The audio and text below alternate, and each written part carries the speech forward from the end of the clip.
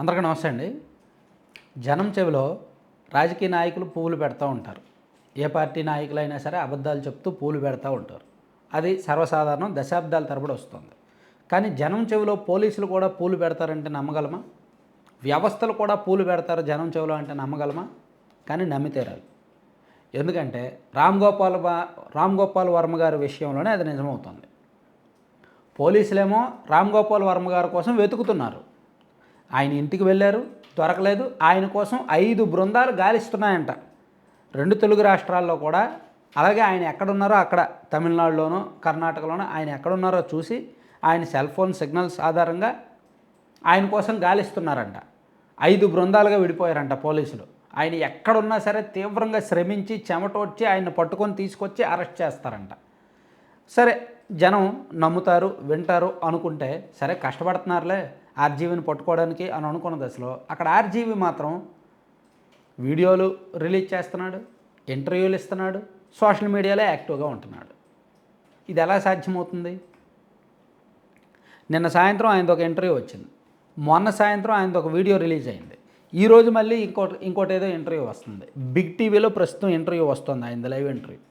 నేను అది చూసి షాక్ అయ్యా. ఇదేంటిది, ఈయన కోసం పోలీసులు వెతుకుతున్నారు, ఈయనేమో టీవీల్లో కూర్చొని ఇంటర్వ్యూలు ఇస్తున్నాడు అని అనిపించింది. మరి జనం చెవిలో పూలు పెట్టడం కదా? అంటే పోలీసులు నిజంగా ఎవరినైనా పట్టుకోవాలి అంటే ఎలాగైనా పట్టుకుంటారు, ఎలాగైనా పట్టేసుకుంటారు. వాళ్ళ ఫోన్లు స్విచ్ ఆఫ్ ఉన్నాయి, వాళ్ళ ఫోన్లు నాట్ రీచబుల్ వస్తున్నాయి, వాళ్ళు సిమ్ కార్డులు తీసి పడేశారు అనుకున్నా సరే ఐఐఎంఐ నెంబర్లతో అయినా సరే పట్టుకుంటారు. లేదా వాళ్ళ కాల్ రికార్డ్స్ తీసి వాళ్ళు ఎవరెవరితో ఎక్కువసేపు మాట్లాడుతున్నారు అనేది చూసి, వాళ్ళ సన్నిహితులు ఎవరో చూసి వాళ్ళ ఫోన్స్ అయినా ట్రాక్ చేసి ఎలాగైనా పట్టుకో. పోలీసులు పట్టుకోవాలి అనుకుంటే 24 అవర్స్లో ఇండియాలో ఉన్న ఎవరినైనా ఎక్కడోళ్ళనైనా పట్టుకోగలరు. కానీ ఆర్జీవీ కేసు విషయంలో అంత సీరియస్గా ఏమీ తీసుకోవట్లా. అంటే టీడీపీ జనసేన వాళ్ళు సీరియస్గానే ఉన్నారు, ఆ కేసు పెట్టిన వాళ్ళు సీరియస్గానే ఉన్నారు. కానీ పోలీసులకి ఏముంది ఆ దురద? అంత సీరియస్గా పట్టుకోవాల్సిన దురద ఏముంది? ఎతికితే దొరుకుతారు. అంటే వాళ్ళకి సమాధానం ఉంది.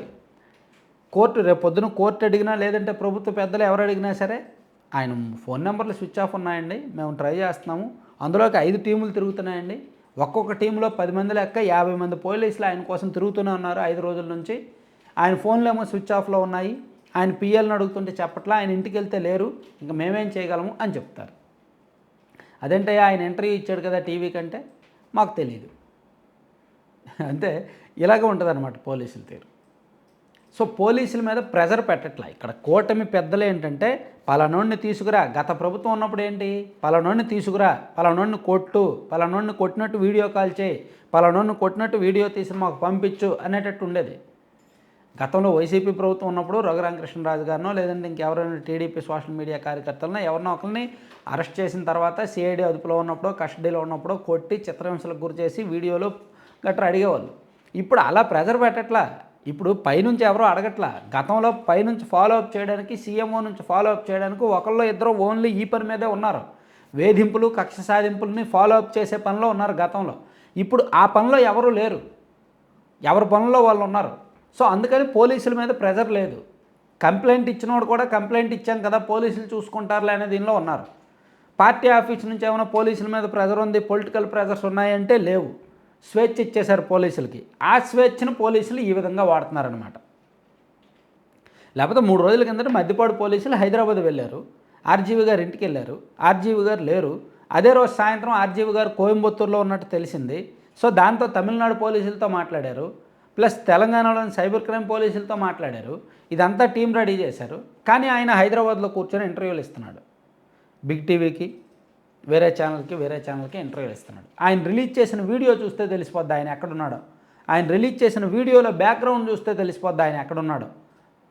కానీ పోలీసులు ఇలాగే చెప్తారనమాట. సో ఏం చెప్తే అది నమ్మాలి. ఇప్పుడు జనం ఎవరూ ప్రశ్నించరు కదా, పోలీసులు ఎవరికి సమాధానం చెప్పుకోవాలి? కంప్లైంట్ ఇచ్చినోడికి సమాధానం చెప్పుకోవాలి. కంప్లైంట్ ఇచ్చినోడు కూడా గట్టిగా అడగడానికి ఉండదు. ఏమైనా నువ్వు కంప్లైంట్ ఇచ్చావు కదా మేము చూసుకుంటామని వదులుతారు. ఏ పార్టీ ఆఫీస్ నుంచి లేదంటే హోంమంత్రి గారి దగ్గర నుంచో డీజీపీ గారి దగ్గర నుంచో ప్రెజర్ రావాలి. వాళ్ళకి అఫీషియల్గా సమాధానం చెప్పడానికి ఏదో ఒకటి రెడీ చేసుకుంటారు, ప్రిపేర్ చేసుకుంటారు అనమాట. అట్లా తప్పించుకోవడానికి తప్ప దీనిలో సిన్సియర్ ఎఫర్ట్స్, సీరియస్ ఎఫర్ట్స్ అయితే పెట్టట్లేదు.